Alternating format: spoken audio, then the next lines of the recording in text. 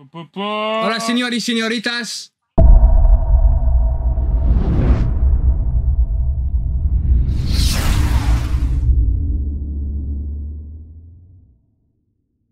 On commence par les films.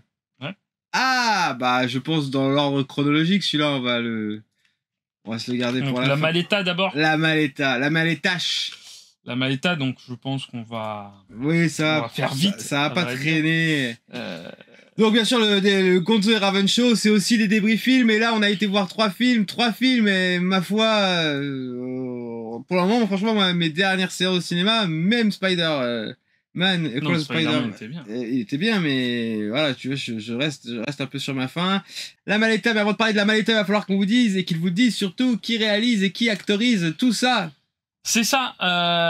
Donc, George, alors, est-ce que j'ai noté des trucs? Oui, j'ai noté quelques trucs. Donc, La Maleta, sorti le 24 mai 2023 au cinéma, réalisé par George Dorado, scénarisé par Naxto Lopez, George... Naxo. Naxo, t'as dit? Il y a le T, il a avant le X, t'as dit Naxto. Ah, pardon. Natso. Bah, tu mets Natso Lopez, tu te fais pas chier. Naxo Grand Lopez. respect, Natso, mais excuse-moi. on sait pas. George Dorado, c'est son deuxième film. Le premier film, c'était Minscape, et il a travaillé en tant qu'assistant réalisateur sur un film avec Almodovar, donc ça va, le mec. Pas mal. Au casting, alors on va pas faire tout, mais on va faire Alvaro Morte qui jouait dans la Casa de Papel et une autre série, mais j'ai oublié le nom. Veronica Echegui, Daniel Araoz et Sorion Aguileor, et donc qui a joué dans un film que j'ai dit je vais pas le noter parce que je vais m'en souvenir et je l'ai oublié. C'était La Plateforme qu'on a débriefilmé sur pendant le confinement. sur le débriefilm. Donc voilà, il n'y a pas grand chose à dire de plus sur le film, à vrai dire. La Maleta reprend l'histoire de Mario qui travaille au service des objets trouvés. Je crois que c'est à Madrid, mais je ne suis pas sûr. Tous les mois dans une ville d'Espagne. Et en fait, quand vous perdez quelque chose, lui, il les répertorie, et quand il peut, il les ramène aux propriétaires. Donc, ce sont des parapluies, des livres, des ordinateurs, et des fois, il les répare. Et arrive un moment donné où les services de la ville décident de draguer le fond d'une rivière et de récupérer tout ce qu'il y a dedans. Et il est un peu content, lui, parce qu'il va pouvoir bidouiller tout ça. Et il va tomber sur une mallette où il va trouver quelque chose de macabre. Et suite à sa découverte, il va partir à la recherche de l'histoire de cette mallette et du pourquoi cette dernière a été égarée. Voilà, c'est fini pour le synopsis. Tout et simplement. je vous ai dit la partie la plus intéressante du film, parce qu'une fois qu'on sait, on se dit « Oh !» Trop bien. Et une fois qu'on voit comment ça dérive, on se dit « Oh !» Oh !» Et franchement, c'est dommage. Et moi, j'aime pas les films espagnols, je lui ai déjà dit. Je vais le voir celui-là. Et en plus, moi je pars en mode mais non, il y a des films espagnols qui sont vraiment oui, bien. il doit y en avoir, tout. mais voilà, moi je pars dans un état d'esprit où je me dis vas-y, pourquoi pas, parce que c'est vrai que le pitch est vraiment cool. Ça démarre très bien. Et ça démarre très très bien en fait. C'est la scène d'intro, elle est cool, l'histoire elle est cool, l'ambiance elle est cool, et je sais pas, au bout de 20-30 minutes, on part sur un autre ton du film. Ouais, à partir de 30 minutes, on commence à voir où on part, et à 35, la moitié du film, parce que le film dure 1h30, je crois. Ouais. 35-40 minutes, ça part complètement à l'opposé de ce qu'on nous a montré au début. Et c'est pas que c'est pas intéressant, mais enfin, l'acting il est pas trop mal. Enfin, la photographie aussi est cool. Ouais. Il y a des choses qui sont belles à regarder. Les acteurs sont pas mauvais, mais vraiment, moi je mets, enfin, pas un point noir parce que j'ai pas la prétention de pouvoir le faire, mais au niveau du scénario, il y a un truc qui fait que on sent qu'on est captivé, et on sent aussi que l'objet premier que tu nous vends dans les 20 premières minutes, il suit pas sur les 30 sur l'heure restante ou les 45 minutes restantes. Je pense que tu peux dire l'heure restante. Ouais, l'heure restante. Ouais, on sait pas. Bon, pendant 30 minutes, vous êtes dans une ambiance. Il y a quelque chose même d'assez... Parce qu'on se dit, ça va aller dans le lugubre, ça va aller dans le macabre, j'ai un peu d'espoir. Et non, il part sur un autre registre, et il a dit le mot, j'ai pas envie de le dire pour pas vous spoiler, il l'a dit quand on est sorti du cinéma. Ça part sur un registre extrêmement bizarre. Moi, quand il a dit le mot, je me suis dit, oui, c'est ça. C'est exactement et ça. On change complètement de ton. Et je suis devant M6, quoi. Mais c'est ça. Je suis devant M6. Ou devant la télé espagnole.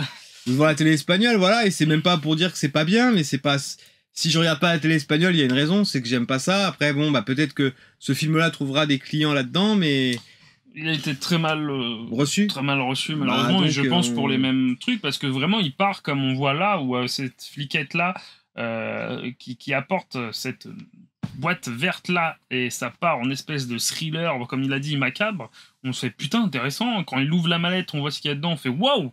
Ok, on voit où ça le fait remonter. c'est ça, et après il commence à un peu à enquêter et tout, et le perso est intéressant au début, est vraiment intéressant. Il joue bien. Il est réservé tout seul, il parle pas trop et tout, machin, c'est incroyable et tout, et puis au fur et à mesure qu'il rencontre cette dame-là, bah, dès qu'il la rencontre, dès qu'il la ramène là, parce qu'elle est rattachée à ce qu'il trouve dans la manette, et bah au fur et à mesure, bah on s'en fout, on se lasse, on se fait chier. Où tu vas, pourquoi tu perds ton principal? Il y a un petit côté et même niveau réalisation, t'es en mode réalisation un peu dark, sombre et tout, un peu énigmatique. Et puis ouais, à la moitié du film, on te dit en fait le truc, et on te dit bah c'est ça, ok. Et tu vas aller où maintenant en fait? Et ça va dans un truc chiant. Tu vas, ouais, c'est chiant. Franchement, c'est chiant, c'est dommage. Je dirais pas qu'on a perdu notre temps parce que j'avais quand même des films plus décevants que ça. Mais bon, bah, je m'attendais à rien, je suis quand même déçu. C'est triste quand ça me fait ça pour un film. C'est dommage. Donc, moi, je m'en fous, encore une fois, je suis pas fan du cinéma espagnol, pas du tout même. Mais bon, on reste quand même leur chance. Mais là, c'est pas que ça me vaccine, mais après, il faut toujours se laisser guider par ce qu'on veut voir et ce qui nous intéresse. Ouais, déjà, pour les semaines et mois à venir, je vais pas me diriger vers ce cinéma-là. Bah, pas la faute à ce film, mais bon, ça me conforte un peu plus dans mon idée, c'est dommage. Surtout que lui, on m'en a beaucoup parlé parce que j'ai jamais vu La Casa de Papel. Alors, effectivement. Très bon acteur. Hein. Très, très bon acteur. Bon, c'est même pas encore l'acting et c'est même pas la photographie que je remets en cause. Même il y a des moments au début du film où vous avez des silences, vous avez des temps et on joue beaucoup sur lui, mais à un moment donné, bah, il est pas suffisant à porter le film quand le film part dans une sorte de registre complètement différent de ce qu'on a dès le départ, mais vraiment radicalement différent. C'est-à-dire vous avez les deux opposés, et là c'est plus même les thématiques qui sont abordées. Il y a des trucs qu'on peut creuser sur pas mal de thématiques. Vous avez la thématique de la maternité, de la filiation, des relations sentimentales aussi. Bon, ça c'est somme tout à fait basique dans des films qu'on a au cinéma. Mais on se dit, vas-y, bah, jusqu'à où ça va nous mener. Il y a même à un moment donné une thématique, pas politique, mais presque, une thématique qui est liée au cercle d'influence. On se dit, ok, il n'y a même pas limite de critique là-dessus. Non. Quoique, enfin, non, il n'y a pas de critique. Ou alors c'est montré, mais c'est même pas critiqué. Pour moi, elle est pas bien défendue. Si c'est critique, bah, c'est pas fait de la bonne manière. Selon moi, après, ça reste que mon regard. Le réalisateur fait son boulot mieux que moi, hein, pour sûr. Mais bon, personnellement... Je sais pas ce que tu as à dire de plus là-dessus. Non, mais en vrai, plus ça va, plus c'est mauvais. En fait, plus le film avance et plus c'est nul. Même scénaristiquement, où au début il t'apporte un truc vraiment construit, vraiment intéressant, avec un personnage vraiment bien travaillé. Au fur et à mesure, le personnage il a pratiquement plus la même le même caractère, consistance, et à la fin scénaristiquement là par rapport à l'histoire on t'amène des trucs en fait, mais d'où ça sort ce truc là, c'est complètement débile. Moi je dirais pas que c'est nul, je dirais que par rapport à ce qu'on t'annonce au début et ce que tu découvres à la fin, c'est décevant. Ouais, pour moi c'est pas le début la fin n'est pas le même film. Oui, et c'est dommage, enfin c'est triste, même pour le cinéma espagnol, enfin c'est dommage qu'il soit mal reçu par la critique. À mon avis il va pas faire. Surtout qu'il a la concurrence est rude en face de lui, hein. Je pense pas que ce film-là aurait eu la prétention de rivaliser avec les gros. Et encore que c'est toujours possible. On n'est pas à l'habit d'une bonne surprise. Mauvaise surprise, pardon. Ça a été une mauvaise surprise. Je ne m'y reprendrai pas et je ne saurais trop vous conseiller que si vous êtes vraiment curieux et curieuse, encore une fois, on vous dit ne vous fiez pas à notre avis et allez vous faire votre propre opinion parce que c'est elle qui prévaut, hein. Nous, on est que là pour donner par rapport à notre univers et à ce qu'on connaît des aiguillages et un ressenti. On est personne pour pouvoir dire au réalisateur de démissionner, sauf Paul W.S. Anderson. Tu peux prendre ta retraite, sale con, on te déteste et oui, je t'ai insulté, attaque-moi en diffamation, j'en ai rien à foutre. Et par contre, ce film-là, je lui mets un 1 sur 5. Vraiment. Je vais être très sévère aujourd'hui. Moi, je pense que je lui mets un 1 pour l'acting et les gens qui ont bossé dessus, quoi. Je vais te suivre un 1 aussi sur 1 sur 5 parce que c'est dommage. J'en ai marre et c'est dommage parce que ça me l'a fait. Spider-Man Across the Spider-Verse, je peux pas les comparer, mais au moins il y a l'animation et au moins il y a des choses que je peux défendre dans les choix, même s'il y a des trucs que je valide pas. Et tout le film, je sais ce que je vais voir Et même si on a été critique sur pas mal de choses au niveau du rythme et de comment c'est écrit, bon, bah, quand on est rentré dans la salle, on savait ce qu'on allait voir, et quand on est sorti, on s'est pas dit, on a vu un truc différent. Et là, c'est dommage, parce que j'ai presque envie de vous dire que ce film, c'est de la publicité mensongère. Ouais. Limite, il a mis ça pour appâter le chaland, et en fait, il voulait faire ça. C'est ça. Donc, et voilà. le film te lâche en cours de route Ouais. sans jamais te rattraper. Et voilà, et donc, du coup, bof, quoi. Donc, je voulais pas lui mettre cette note-là au début, mais là, ça y est, je vais commencer à être un peu méchant. Et là, on va quand même s'orienter vers un autre registre, un autre type de film, mais je laisserai Raven vous parler du synopsis. Oui, parce que, alors, ce qui est intéressant, c'est que là, le premier film, c'était un film cinéma, et là, on va partir sur un film de plateforme. De plateforme, d'ailleurs, les 2 prochains films sont des films de plateforme. Exactement. Et sur la même plateforme. Et ça, c'est fou. Et c'est ce que je me suis dit tout à l'heure. Donc, Opération Fortune, russe de guerre en français, réalisé par Guy Ritchie. Donc, Guy Ritchie, bien sûr, Snatch, The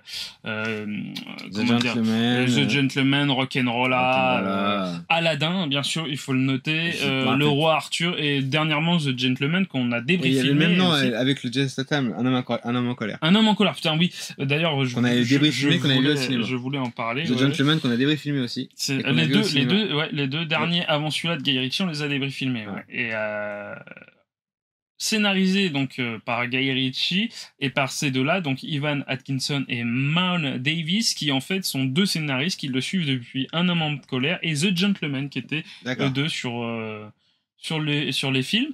Au casting, on retrouve pas mal de temps après Jason Statham. Enfin, l'acteur préféré de mon papa. Mon papa, dès qu'il y a le transporteur qui passe, il le connaît par cœur, il regarde et il me dit j'aime bien lui. Jason Statham. Et mon père le surkiffe. Il est génial, Jason Statham. Donc Jason Statham qui revient devant la caméra de Guy Ritchie. Aubrey Plaza, une actrice que j'aime beaucoup, que j'ai découverte dans la série Légion. Carrie Ellis, Hugh Grant, qu'on retrouve depuis aussi The Gentleman. Josh Hartnett, Kanang, bon je vais pas dire son nom parce que c'est très compliqué. Eugenia Kuzmina, Mike Beasley et Bugsy Malone. Donc voilà pour le. Je trouve ça triste qu'il n'y ait pas l'acteur afrodescendant. Bah si, c'est Bugsy Malone. Voilà, mais pas en tête d'affiche. Et bah c'est triste de ouf. Donc c'est lui. Parce que même si. Il y a même pas de photo. Donc ouais, c'est pas cool du tout. Je vais vous montrer parce que c'est quelqu'un de connu quand même. Ouais, bah c'est pas cool. Moi j'aime pas trop ce. Bugsy Malone. C'est ce monsieur-là. Ouais, et bah j'aime beaucoup. Qui est très bon d'ailleurs dans le film. Bah, et il parle pas. Ouais, mais sa présence. Il parle presque parce que quand il sort des petites punchlines, c'est assez drôle. Ouais, et du coup, bah non, il mériterait qu'on le. C'est pas bien ça, Allociné, je pense qu'arriver à un moment donné. Allociné de toute façon. Ouais, c'est. Parce que. Vous êtes des merdes. Bugsy Malone est et je vais commencer à être insolent. Aubrey Plaza, exceptionnel, c'était une très bonne actrice, j'adore aussi. Et Bugsy Malone est un rappeur, tout simplement.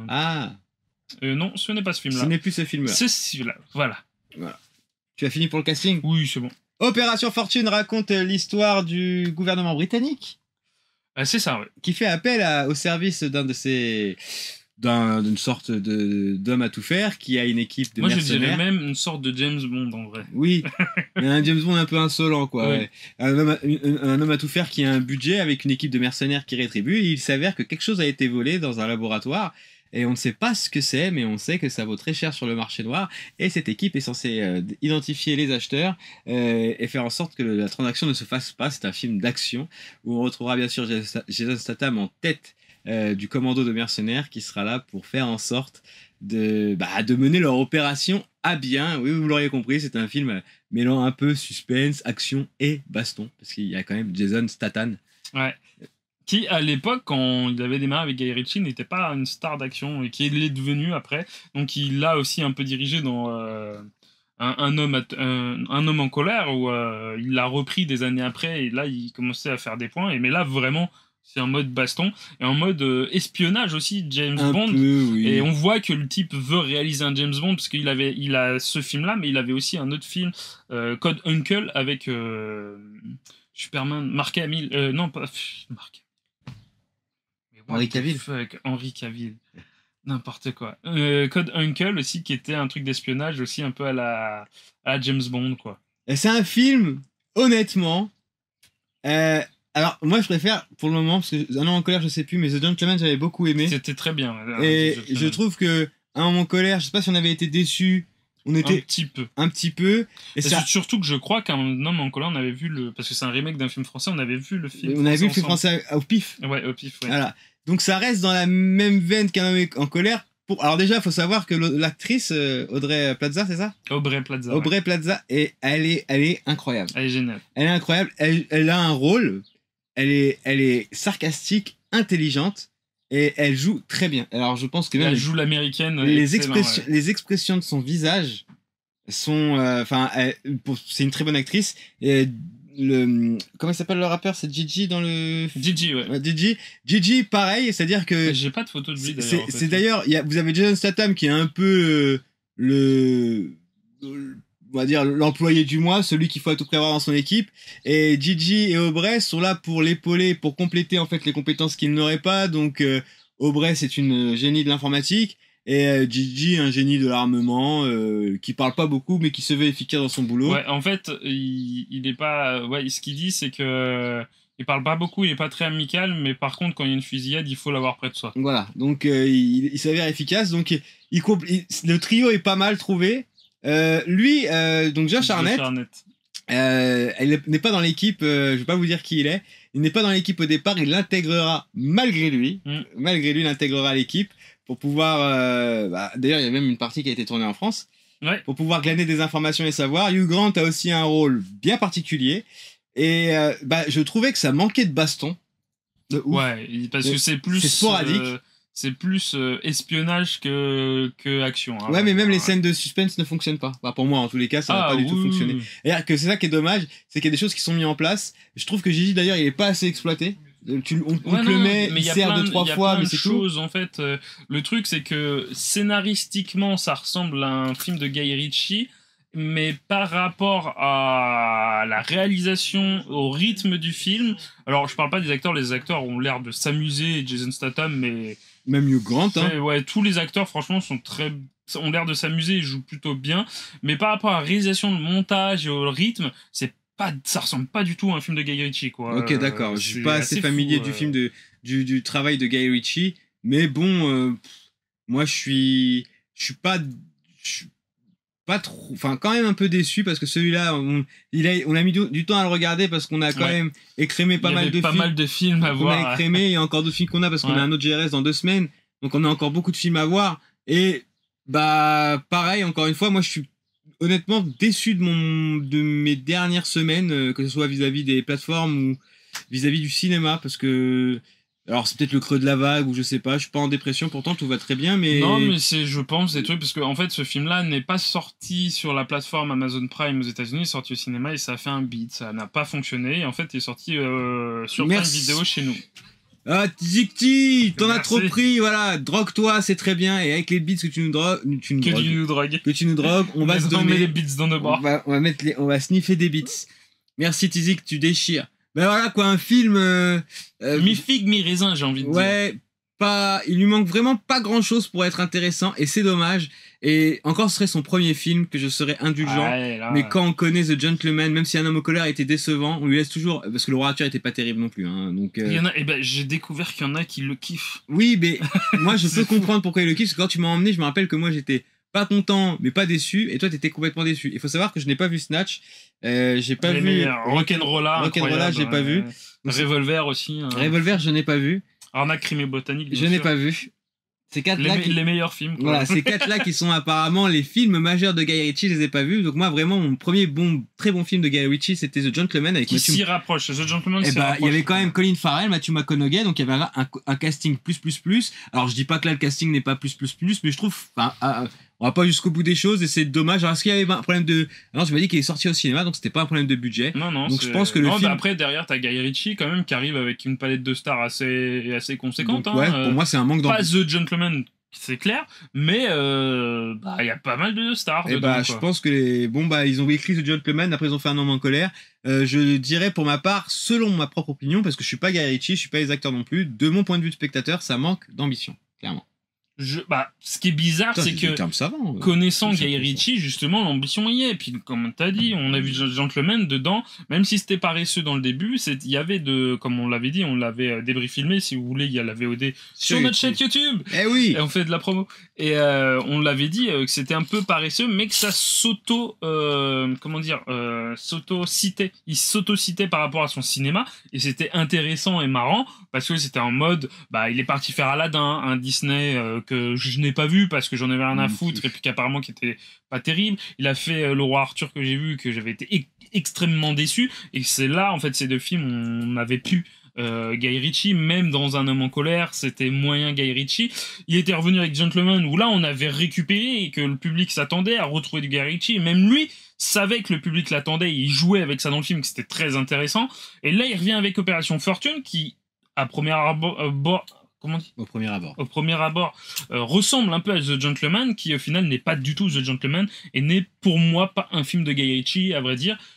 Peut-être au scénario, avec tous les petits trucs qui s'entremêlent, avec tous les personnages plutôt sympas, amusants et grandiloquents, tu vois. Puis en vrai, le casting, même les acteurs, c'est pas eux le problème, ils s'amusent, ils jouent plutôt bien, mais ça reste le film le problème, quoi. Ça reste, pour ma part, Guy Ritchie le souci. Le déroulé de l'histoire est assez logique, après des fois ça manque de punch, et encore une fois il y a des moments, on voit venir les moments où ça... On n'essaie pas de prendre le spectacle, après peut-être que c'est pas le but du film, mais bon, moi je suis resté sur ma fin, et c'est pour ça que je dis que ça manque d'ambition.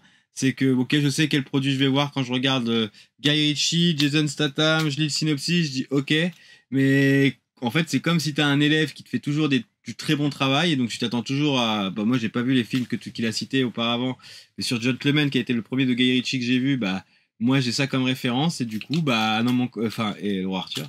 Du coup, Un homme en colère, déçu, et celui-là il continue dans la déception. Je crois qu'Un homme en colère avait récupéré la moyenne, mais là on est au 3e trimestre, Guy, et je vais te mettre un 2 sur 5. Là c'est compliqué, à vrai Là dire. je te mets un 2 sur 5, vraiment, parce que le casting et les acteurs et les actrices s'amusent, ça se voit.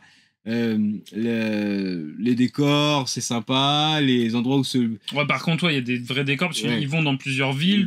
Alors, il y a des grands trucs avec des grands panoramas, et puis les acteurs dans les grands panoramas, donc je pense qu'il y a de l'oseille dedans. Voilà, il y a de l'oseille, donc vraiment, en fait, c'est vraiment sur l'exploitation des personnages, de ce qu'on peut en faire et de l'histoire qu'on nous raconte, que pour moi ça pêche. J'ai pas pu rentrer complètement dedans, et je suis désolé, c'est 2 sur 5, tu n'as pas la moyenne. Voilà. Moi j'hésite entre 2 et 3, parce que en vrai il y a un petit côté fun que j'ai aimé dedans, et moi j'étais plus à m'accrocher pour dire mais non, mais il y a des trucs bien, et puis au final à la fin j'étais un peu comme toi, j'étais déçu, j'étais c'est amer, c'est dommage, on passe à côté de plein de trucs. Donc tu sais quoi, je vais te suivre aussi, je vais mettre un 2. Je vais te suivre comme le premier film, je pense. C'est bien, et je pense qu'on sera d'accord sur le 3e film aussi. Alors, à mon avis. Je vais être... Alors le 3e film, attention, parce que j'ai dit que j'aimais pas voir l'esprit espagnol, mais il y a aussi d'autres films, un autre cinéma avec lequel j'ai beaucoup de mal, mais peut-être parce que j'ai pas vu les bons films, c'est le cinéma français. Et on va parler de... Une sortie toute fraîche. Medellin. Et je vais laisser Raven vous présenter le casting et la réal. Donc Medellin, un film de Franck Gastambide. Pour rappel, Franck Gastambide était un éleveur de chiens et un entraîneur de chiens qui a été repéré par un de ses potes qui d'ailleurs joue dans les Kaira. J'ai oublié son nom. C'est le nain qui joue dans les Kaira et avec qui il a fait Kaira Shopping, qui était dans le collectif Courtrajmé. En fait, il l'a fait, on va dire, rentrer dans Courtrajmé. Donc Franck Gastambide a travaillé pour Courtrajmé en tant que dresseur d'animaux pour des chiens, des loups, des ours, tout ça. Et au fur et à mesure, il a créé la série Kaira Shopping, qui a été produite par Canal+, et puis après, c'en est devenu un film qu'il a réalisé, bien sûr, donc après, qui se passe à Melun, pas loin de chez nous. Puisque ce Gastambide vient de Melun, vient du C'est ça, du 7-7 représente, comme on dit. Ensuite, les Kaira ont très bien marché, il est revenu avec Pattaya, qui a plus ou moins bien marché et que moi j'aime pas trop, mais bon, le box-office dit le contraire, donc voilà. Il a fait d'autres trucs, je crois, après. Il a été embauché pour faire Taxi 5. Il a fait sa série validée, qui est... apparemment plus qu'appréciée. Qui est pas bonne, pour ma part, mais... ouais, non, la saison 1... Alors, niveau production, c'est intéressant, mais ça survole les sujets du rap, surtout français. C'est un peu cliché, voire très par moment. Et c'est très dommage. Attic, je t'emmerde, voilà. Disons qu'on est vulgaire à la BDR. On va se faire ban, on va se faire casser la gueule. C'est cette série qui a fait que je déteste Attic, tout simplement. Et j'ai essayé de regarder Valider saison 2, malgré que ça soit avec une fille, je me suis dit ça peut être intéressant, c'était nul. Pourquoi malgré que? Parce que c'est une fille, tu vois, qui a un enfant et qui est issue d'une minorité. C'est cliché has-been. Et j'aurais voulu qu'il change ça, j'aurais voulu qu'il change les codes, j'aurais voulu que voilà. Peut-être qu'il voulait parler d'une réalité aussi. Peut-être, bah c'est mal fait. Moi là-dessus, j'ai pas envie de le tacler parce qu'il a. Non, j'ai trouvé ça mal fait et très chiante, début relou, alors que dans la saison 1, alors bon, on revient sur Validé, dans la saison 1, Bonsoir, chakalaka, boum, je sais qui t'es, ça me fait plaisir, attends, tu vas voir, moi je vais envoyer du très lourd et d'ailleurs t'es pas prêt, mais ça va troller sec, frérot. Pour Valider, il met sur piédestal donc son rappeur qu'il appelle Apache, joué par... je viens juste d'oublier son nom, c'est incroyable. Attic. Et en commençant la saison 2... Attic et tac. En plus, je suis un peu fier de Wham, tu vois. Je lui dis maintenant, il y a toi qui finis son. Excuse-moi. Vas-y, reprends ce que tu disais, je suis désolé, je suis un connard. Non, mais moi j'aime bien, c'est un peu drôle. Et la saison 2, en fait, commence par cette rappeuse, donc tu fais trop bien, une rappeuse, quoi, genre stylée. Oui. Et il te la met dans un foyer avec un gosse qu'elle n'a pas voulu. C'est une réalité. Ouais, je veux bien, mais peut-être pour qu'elle fasse du rap, faut qu'elle ait un truc à raconter. Non, mais c'est pas pour le défendre. Mais je veux bien, mais Attic, dans le personnage d'Attic, avait un truc à raconter, il l'a mis sur un piédestal, et là tu commences, j'ai regardé les 2 premiers épisodes, ça m'a saoulé parce que c'est en mode drame français. Putain. Après, moi je l'ai pas vu valider, j'ai pas envie de la voir cette série, tu vois. Bref. Et encore moins là après avoir vu ce film. J'ai pas fini la saison 2 déjà. Donc après le succès de Taxi 5, parce que Taxi 5 fut un succès quand même. Bah tais-toi, dis pas des trucs comme ça. Le monsieur revient avec Medellin, donc un film qui produit et qui réalise pour Prime Video. Ah ouais, attends, mais je crois que j'ai pas vu la Chakalaka boum, attends. On va envoyer du lourd. Attends, et donc réalisé c'est pour toi par, frérot, c'est cadeau, attends. Franck Gastambide, au scénario Franck Gastambide et Charles Van Chiegem. J'ai noté, je crois, oui, alors ça c'est incroyable, qui a bossé avec lui sur la série Validée, qui a bossé sur une série qui s'appelle La Bouse, qui passait, je crois, à la télé, donc je sais plus sur quelle chaîne, et que je me suis dit, bah je vais aller voir la bande-annonce. C'est du pipi, caca, beauf, tout le long. J'ai fait, ok, vas-y, c'est bon. Casse-toi. Allez. Bref, tiens, mauvais bail, donc... Bien sûr, comme dans tous les projets de Franck Gastambide, il y a Franck Gastambide. Bah oui, dedans. parce qu'il aime bien Soto, bref. Voilà, et puis le Vin Diesel français, comme on l'appelle. Ouais, le Vin Gasoil, ouais. Vin Gasoil. Ramzi Bedia, Anwar Toubali, qu'on avait donc, vu dans son Pattaya. Et non, ce n'est pas celui qui joue dans les Kairas, c'est un autre nain. Brahim Boulel, très célèbre pour cette moquée d'enfants orphelins au Maroc. C'est exactement ça. Et ce qui est drôle, c'est que donc on va venir au synopsis et que tout part de lui et on reviendra justement sur le fait que il a voulu faire un sketch au Maroc et qu'il a fait 3 mois de prison, je crois. Non, 6. 6. Ah, il est resté longtemps. Hein. Ouais, d'ailleurs, Brahim, si tu nous regardes, et je suis pas marocain, frérot. T'as mal parlé, avec des gamins, t'as pas honte, t'as cru que t'étais drôle. Bon, bah après, t'as été en 11. Mais bon, vas-y. Chef, pour ta peine de prison, je vais pas te dire pardon, excuse-moi. Et on va commencer à ce film. Déjà moi, quand je le vois... Ça part mal. Il y a Ramzi. Donc, on continue quand même. Raymond Cruz, qui a joué dans Breaking Bad et Better Call Saul, qui n'est pas n'importe qui. Essiden Apont, qui est une actrice que je ne connais pas, mais qui a fait quelques petites séries à côté. Mike Tyson, le grand Mike Tyson. Et puis... qui cuisine, qui mange des oreilles. Ouais, et bien d'autres... acteurs et actrices. Ouais, rien du tout. Et non, il n'y a pas d'autres acteurs et actrices. On va commencer avec ce film qui commence intelligemment, c'est-à-dire que bon, Franck Gastambide, lui, il aime bien. Et en fait, le problème que j'ai personnellement, j'ai rien contre toi, Francky, hein, ça va très bien. Mais il y a, je pense, dans l'équipe des gars du courtrage mai, et moi je le dis clair, hein, invitez-moi un jour, si vous voyez cette VOD, vous dites on n'est pas d'accord avec toi, bah moi j'aimerais bien vous connaître les mecs, parce qu'en fait il y a beaucoup de choses que je commence à avoir de vous et que je commence à pas trop kiffer. Alors vous pouvez me dire ce que vous voulez, je reste quoi qu'il arrive un spectateur et j'aimerais Après, discuter ça avec reste ces pas un gens-là. projet de court-métrage, même si il a fait partie à un moment. Ouais, d'accord. Et bah, Gastambide, ton problème. Bah, déjà, je pense que ton problème numéro 1, c'est Canal+. Et moi, je vais le dire ouvertement, clairement, sur ce live, et je l'ai déjà dit, j'en ai rien à foutre. Et non, je suis pas un jaloux, ni un aigri, parce que moi, j'aime bien, ouais, un jaloux, c'est un jaloux haineux. J'aime bien l'esprit Canal, j'aime beaucoup ce que Mouloud a commencé à mettre en place et tous les gens qui travaillent autour de lui, parce que j'aime beaucoup Sébastien Abdelhamid. Ouais. Franchement, je crois même que c'est avec Hakim Gemili, les dernières figures que j'aime beaucoup voir à la télé, même Mouloud pour ce qu'il fait, tu vois. Et en fait, il y a beaucoup de copinage et ça commence à se ressentir parce que quand il y a du copinage et qu'il n'y a pas de proposition artistique derrière, les gars, ça se voit de ouf. Ça se voit de ouf. Je dis pas que Francky, il est pas légitime pour faire des films, mais là, frérot, on arrive avec Ramzi Bedia. Ramzi Bedia, il nous a tous fait taper des barres. Il t'a fait taper des barres? Il t'a fait taper des barres. Il vous a fait taper des barres sur le chat? Je suis sûr que oui. Ramzi Bedia, très drôle. On arrive, on vous plante le décor, on vous plante le personnage. Son personnage, au début, il est incroyable. C'est exactement là-dedans qu'on... Moi, personnellement. C'est vrai, exactement. Ça lui va très bien. Cette image-là, c'est exactement comme ça qu'on voulait voir le film. Connard, prétentieux, qui se la raconte. Donc, toujours pareil avec Franck Gastambide et même, voilà. Donc, la cité, ça reste... un axe ou de point de départ pour les créations des personnages, mais pourquoi pas, mais après on parlera de la gentrification plus tard. Ramzi il tient une salle de boxe et il s'avère qu'il a son petit frère qui est influenceur sur les réseaux sociaux et qui se fait enlever par des membres du cartel de Medellín parce que bon bah il se coiffe et il se rase la moustache comme Pablo Escobar et le cartel de Medellín l'apprécie pas, il l'enlève et du coup bah Ramzi qui joue Reda, il dit comment ça ils ont qu'on était qui nous, il se chauffe, il dit attends on va pas se laisser emmerder, vas-y viens on va à Medellín, on va leur montrer c'est je sais pas de quelle cité ils viennent mais bon je vais dire une bêtise, c'est comme s'ils venaient d'Aubert ou d'Aulnay, on va montrer c'est qui Aulnay et tout etc.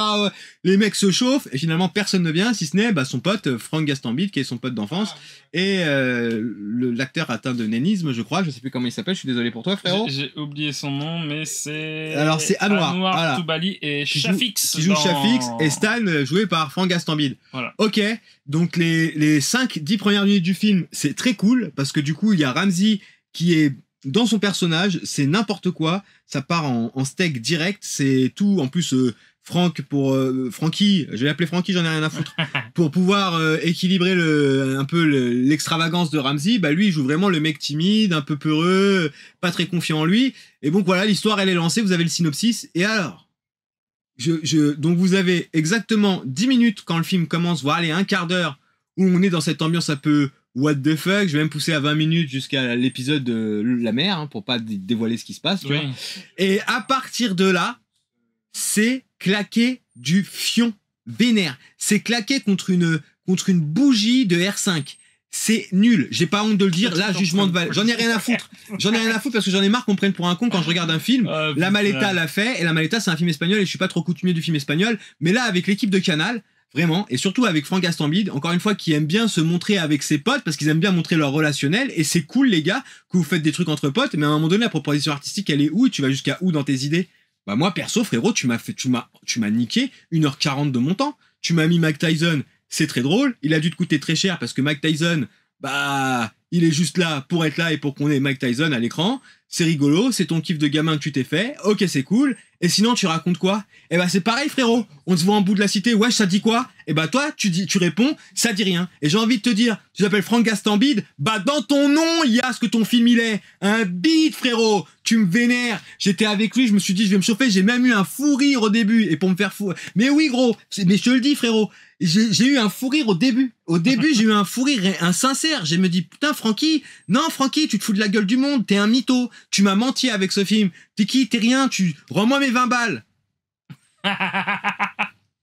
Rends-moi mes 20 balles qu'il a dit. Vas-y, je te laisse continuer parce que non, moi, mais après je vais commencer à parler de sa mère et tout. Dit, je vais déraper de ouf. T'as dit les termes, c'est genre en 2 images, le film commence comme ça, c'est drôle, la salle à Reda, et à la fin, le film se finit comme ça. Et ça aurait pu être drôle ça aussi. Ouais, mais ça l'est pas tourné. Ça l'est pas tourné pour être drôle. Et ça ne fonctionne pas, tout simplement. Vous voyez sa gueule de merde, là, où il joue son Vin Diesel, là. On va prendre des procès en diffamation. Sa gueule de merde où il joue des Vin Diesel en mode sérieux, là, il faut que... Je vais essayer de vous retrouver une tête de sa gueule, là, où il se tape en mode je suis un Vin Diesel français, là. Et en plus, beaucoup de gens et beaucoup de médias le disent, donc alors je vous dis pas le melon du mec, à mon avis. Je sais pas s'il a le melon, mais... Et le fait que le type a tourné Taxi... tiens, regarde ça. Ouais, mais après, ils font tous des shootings. Je m'en fous, moi, attends, limite de ça, tu vois. Ah non, je sais. Regarde, il a fait Sans répit, un film qui est sur Netflix.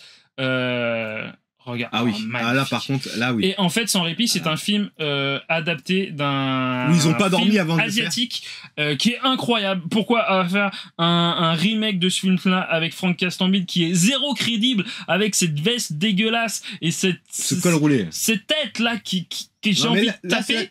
Tu vois, et que pendant tout le film de ça, il est comme ça. Là, vous voyez, il est comme ça. Avec monsieur Mike Tyson, il est comme ça tout le temps. Il y a une meuf, il est comme ça, il est pas crédible. Frère, t'as commencé par les Kaira et tu viens de Melun. Putain. T'es un petit de chez nous, frérot. Arrête. T'es un petit de chez nous. Arrête, fais pas ça. Il est peut-être plus vieux que nous, donc c'est nous. Je m'en fous. On est des petits de chez lui. Tu vois, mais même on là, est des petits de chez toi. Tu vois sa gueule là, et ben sa gueule comme ça tout le long du film. Ramsey, ça passe. Même son pote là, que je trouve qu'il joue bien, ça passe plus que lui. C'est le problème dans le film. Je le trouve pas bon acteur, même dans le film Allo Docteur avec Hakim Gemili et Michel Blanc. Bon, après, je vais pas te critiquer parce qu'il joue mieux que moi, vas-y, c'est tranquille. non, mais tu vois, j'ai pas envie d'être dans le jugement en mode tu fais de la merde. J'ai juste envie de te dire que moi, tu me vends un produit. Son film cartonne d'ailleurs, à l'international. Oui, parce que premier des top 10 dans 60 pays, je crois, le premier week-end sur Amazon Prime. Ce qui est bon pour le cinéma français, donc pour ça, GG, Francky. GG, mais Brahim Boulel, on en parle. Ton pote, il fait des trucs chelous. Je demande pas de le cancel. Vas-y, si tu veux le faire kikro, fais-le kikro. Il a envie de jouer, il a fait une erreur, il a été puni. Pareil, on va pas revenir là-dessus parce que j'ai pas non plus envie de faire le double bourreau, tu vois. Après, il avait été interviewé parce que ça s'est passé pendant Validé saison 2. Il a tout dit, Chakalaka Boom.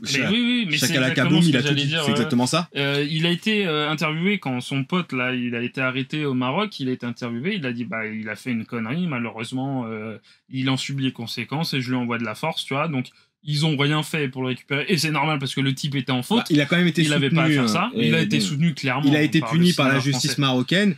J'ai envie de te dire, bon, après c'est. Et les articles sont en mode, il a été incarcéré dans des conditions affreuses. Mais frère, tu fais de la merde aussi. Ouais, mais même, enfin, c'est le Maroc, c'est pas. Voilà, t'étais pas chez toi. On n'est pas quand. Attention, la France, c'est quand même pas. C'est pas l'hôtel Ibis, hein. C'est plus Monaco. Si t'es en 11 à Monaco, t'es trop yimbe. Les 11 à Monaco, gros, oui, tu sais, moi j'ai envie de tout plaquer et aller en prison à Monaco. Vraiment, les 11 de Monaco, j'avais vu un reportage. Ça y est, tu veux moi, un week-end aux 11 honnêtement, de Monaco. Être influenceur, c'est mort. Millionnaire, c'est mort. Le seul truc qui me reste à faire, c'est brûler des poubelles à Monaco et me faire et je crois qu'il faut être monégasque pour aller en tôle à Monaco. Donc je sais même pas, j'arriverai pas à être monégasque. Je crois qu'il libère 1 ou 2 nationalités par an. Donc je suis foutu, quoi. C'est plus facile d'être américain que d'être monégasque. Je suis vénère et j'ai pas envie de faire les prisons américaines. Allez hop. Non, je suis pas monégasque. Allez hop, va te faire foutre, toi. Mais fuck Tizik, Simer pour les bits, ça. Mais en plus, c'est drôle. J'ai trouvé ça osé de partir en mode le film. Ça part de ça, en fait, d'un mec qui fait un truc, une story pas bien, en fait, dans un pays qui est pas chez lui, en faisant un sketch nul. Je pense que c'est une mise en abîme du fait de la connerie qu'il a fait au Maroc. Complètement. En plus, c'est comique pendant qu'il faisait, mais c'est que t'es en train de te moquer de ça, alors que le mec, il a été donc 8 mois en prison, c'est pas bien ce qu'il a fait. Mais je sais que c'est un truc comme ça, 6 à 8, ouais.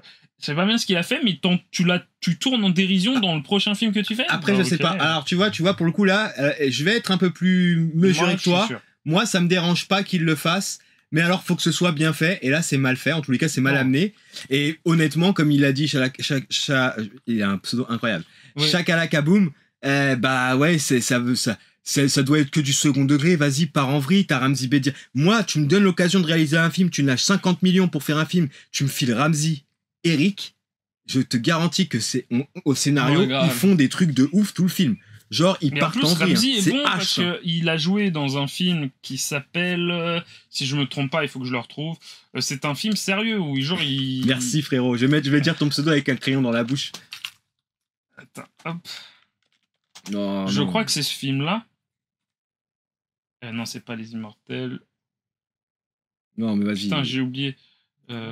Mais GG à l'équipe de Canal, hein. c'est bien, les gars, vous faites des trucs entre vous, vous essayez de faire des propositions, vous faites résonner le cinéma français à l'international grâce à ça, tant mieux. C'est ça, ouais. Mais je crois qu'il joue dedans. Franchement, bah, Alexandre Aja, en réalisateur français, qui officie à l'étranger, il y a d'autres réals qui sont bien. Mais honnêtement, pour moi, Franck Gastambide est souvent la référence. Pareil, quand je te vois sur les plateaux télé, que t'as Léa Salamé en face de toi, frérot, t'es un gars qui nous parle de la Tess. Quand t'es en face de Léa Salamé, je sais pas, genre, à un moment donné, parle. Enfin, vous êtes là à essayer de vendre la cité, etc. Ok, vous venez de la cité, très bien. Nous, pas. Tu vois, moi, je vais même pas me raconter une histoire. Effectivement, je viens pas de la cité. T'as une légitimité peut-être qui est plus forte que moi pour parler des quartiers. Quand tu te retrouves à quelle époque avec De Chavannes et Salamé, et par terre d'invités, qu'il y a des trucs que tu peux caler ou avec Ramsey, parce que je pense que t'étais pour ce film-là, arrive à un moment donné, dis-les, dérange-les ces gens-là. Non, parce que je pense que des mecs de cité qui viennent polir absolument tout ce qu'il faut voir de la cité, parce qu'à la télé, faut que tu fasses bien, bah moi, ça me rend ouf. Ça me ferait chier, je serais jamais connu de ma life, mais moi, je serais à ta place, je foutrais le bordel, j'en ai rien à foutre des entrées de Bolloré. En plus, tu bosses pour un enfoiré. Ah, j'en ai rien à branler. Ton film, il prend 0, va te faire foutre. Toi et toute ta clique, big respect à ceux qu'on t'a fait sur le film, tous les ingé-sons, les maquilleurs et tout, on vous kiffe de ouf. Par contre, les idées entre copains qui sont pas recherchées avec un film qui se veut full second degré et après tu pars dans un délire sérieux qui marche pas, eh ben vas-y, bouge frérot. Franchement, bouge, ne perdez pas ce temps avec ce film. Moi, il prend 0 pointé, j'en ai rien à foutre. Mais moi, j'ai envie de dire que je suis d'accord avec Shakalaka Boom. Moi, j'ai même envie de dire que c'est... Attendez, des petites emojis qui me fait rire. Voilà. Hop. C'est tout cramé. Tout cramé. Tout cramé. On va tout cramer. Et moi, j'ai envie de dire que le film, c'est un mix entre... Ça commence par... The Hangover, le titre en français, c'est quoi Very Bad Trip. C'est Very Bad Trip, et après, ça veut continuer sur du Narcos. Tiens. Même pas parce qu'à un moment donné, il y a un côté sérieux. Veut, tu vois, mais il y a un côté sérieux, il y a un côté un peu romantique. Ouais. Le côté romantique est stupide et débile. Il sait même pas encore une fois, hein, je le remets, hein, sa tête de chien galeux là. Ah non, t'es dur, on va bouffer un procès vénère. Sa tête là, quand il regarde la meuf comme ça, mais je fais, mais qu'est-ce que tu fais, frère? En plus, il est là. Non! Mais ça fait partie. Ça m'énerve. Mais ça, c'est des gens qui se. En fait, faut pas leur donner de crédit. Moi, personnellement, je n'irai plus voir de film de Franck Gastambide, sauf si on parle d'un chef-d'œuvre. Déjà, moi, Pattaya, ça m'avait un peu saoulé et j'étais pas retourné voir le Taxi 5, je l'ai pas vu, tous les projets qu'il a fait. J'avais checké, validé un peu plus après que ça soit sorti. Je crois que c'était pendant la saison 2. J'avais vu la saison 1, mais avec. Ça m'a fait chier. Et non, là, je me suis dit, vas-y, c'est sur Prime Video, c'est nouveau, on va le faire avec Même moi, j'étais chaud. Et on va voir ce que ça donne, tu vois. En vrai, j'avais vu des trucs de tournage et tout, ça avait l'air d'être sérieux. Donc ça commence déjà en full Kaira, machin et tout. Tu fais, ok, donc s'il part dans mode Kaira et après ça part, il te fait des scènes de voiture. On voit que, ouais, t'as tourné Taxi, t'as fait des cascades en voiture, bah trop bien, super, ouais, mais... Ça va pas du tout, ça rentre pas dans ton film, ça ne fonctionne pas en fait dans le reste du film. Francky, franchement, si tu veux qu'on en discute, on en discute, bien sûr. Non, je veux même pas en discuter. Si, moi je veux en discuter avec lui. Francky, si tu vois cette VOD. Vas-y, Francky, c'est bon. Vas-y, Francky, c'est bon. Non, c'est claqué du fiac, franchement, frérot. Enfin, en tous les cas, nous on n'a pas kiffé. Si des gens kiffent et que t'es bien et que tu touches un bon billet, bah. Machallah, frérot, Sartek, t'es yimbe, kiffe, hein, tu auras toujours le choix de bouffer des petites crevettes ou des petits fours, trop yimbe, tant mieux pour toi. Mais bon, moi je te mentirais pas dans un gala en disant mais votre travail est exceptionnel, nous on n'a pas peur de te dire que c'est de la merde parce que peut-être que nous, on t'aime vraiment. Je suis pas sûr, mais je te dirais quand même que c'était pas terrible. Bah, en tous les cas, on est plus bienveillant avec lui en lui disant la vérité. C'est vrai, ouais. Mais non, le fil rouge, il connaît pas, frérot, il connaît pas. Et oui, alors moi je mettrais peut-être pas 0. Vas-y, je mets 1. Comme la Maleta. La Maleta. Voilà. Quoi que non. Ouais, bah non, c'est pas des sacrés tourments. Vous en fichez de sacrés tourments, Mathé. Bah en vrai, on est curieux. On était curieux, on avait un petit peu de foi que ça peut être sympa. Mais voilà, mais je comprends parce que. Clairement. C'est vrai que lui, il aime. Il a quand même. Lui aussi, il est curieux, tu vois, et il est très attentif à la visuelle. Enfin, tout ce qui est scénographie, tout ce qui est photographie, réalisation. Mais dedans, acting. Des fois, quand il y a des films qu'on regarde, il dit les gars, pourquoi vous faites ça? Dans la réalisation, il y a des moments où il essaye des trucs. Mais c'est hors propos par rapport à ce qu'il raconte dans le film juste avant ou juste après, ou de ce qu'il a annoncé au début. Quoi. C'est le truc que je reproche presque au cinéma français, c'est-à-dire que dès que tu vas à Cannes ou dès que tu vas dans des émissions, bah on te sauce. parce que tu fais un truc sur une plateforme Ouais, non, là, américaine. franchement, Et je pense que trop de monde te sauce, Francky. Non, Francky, t'es pas aussi bon que les gens te le disent, c'est des mythos. ouais. J'en ai Ils rien t'ont à foutre, menti, moi. hein. Et j'en ai rien à foutre de Cannes, frérot. Et oui, les Kairas, Vraiment. c'était drôle et bien. Les Kairas, c'était Malgré cool, mais qu'il y j'ai pas avait vu. un humour beauf dedans et un peu potache limite, qui se retrouve énormément sur Pattaya. Et là, il y est un peu au début d'ailleurs, mais le truc c'est qu'il a compris comment Ramsey fonctionnait et que dans le début où tu te fais ah c'est sympa, bah c'est Ramsey qui fait le truc. Tout ce qui tourne autour de Ramsey est nul. Bah, sauf au début. Oui, non, moi je parle vraiment du début là, je parle pas de quand ils partent. De toute façon, dès qu'ils partent à Medellin, c'est nul. Mais même De le, toute façon, le rythme de l'histoire n'est pas le même quand il introduit non. l'histoire que par la... C'est dommage. En fait, il y a plein de trucs dommages, et encore une fois, n'écoute pas les gens qui sont autour de toi qui disent ah, Francky, c'était pas mal. Non, franchement, là, Ah, Francky, c'est bon. Eh bah non, c'est pas bon, Francky. C'est pas bon, Honnêtement, Francky là. Hein. c'est pas bon, Francky. On n'ira pas voir ton prochain film, clairement. Ou alors, si ouais, c'est bon. ne devient pas le Paul W.S. Anderson français. Fruit de la passion. Oui, oui. Non, c'est pas ça. Je sais plus. Non, je sais plus. J'ai pas une si grande connaissance que ça. Mais voilà, donc c'était les 3 films qu'on a vus qui ne sont pas terribles, malheureusement pour nous. Après, on vous laisse vous faire votre propre avis. En tous les cas, on vous remercie. Merci, Ravanito de m'accueillir ici. Merci à vous tous et à vous toutes qui étaient sur le chat. Bah, c'est normal. Et la Maleta, donc c'était un 1 sur 5 de nos deux côtés. Film qui annonce du très bon et qui ne peut que nous décevoir quand on voit la suite qu'il vous amène. C'est bien dommage. Donc, encore une fois, faites votre opinion, mais nous, on ne vous recommande pas d'aller le voir. Opération Fortune réalisée par Guy Ritchie, qui reste encore une fois un Guy Ritchie décevant. Alors à part les Arnaque, crime et botanique, Rock'n'Roll à Snatch, les débuts de Guy Ritchie, voire même comme t'as dit The Gentleman, hein, The Gentleman, qui étaient des films moi que j'avais beaucoup aimé. Et bah on se retrouve pas trop dans ce film là, et c'est bien dommage. Il a eu la note de 2 sur 5, on a été un peu sévère, mais on sent Guy que tu peux faire mieux. Et Franck Gastambide, Gaston Plouf, Gaston Entérite, bah vraiment ton film est décevant, je suis désolé. Personne te dit chez Canal ou tes potes de Canal ou dans le milieu que des fois tu fais n'importe quoi et tu te vois un peu qu'avec ses potes. Bah ouais, mais tu te vois un peu trop beau, et les spectateurs, bah même si tu dis bah toi t'es de la merde là, bah désolé de te dire que nous on s'est fait chier et que vu les avis, je ne suis pas tout seul. Là-dessus, on est quand même pas mal à être d'accord. On vous recommande absolument pas de perdre 1h40 de votre temps, même si Ramsey vaut mieux que ça. Et décidément, le cinéma français, j'espère, de plus beaux jours devant lui que ce que Franck Gaston Plouf peut lui apporter. Et pour nous, ce sera terminé. On vous remercie d'avoir suivi cette émission du Gonzo et Raven Show. Merci d'avoir été attentif. On espère que vous avez apprécié cette émission. Et d'ici à ce qu'on se retrouve mercredi dans l'Entre de Raven, n'oubliez pas qu'il est important de casser des réalités. On vous dit à bientôt sur la BDR TV.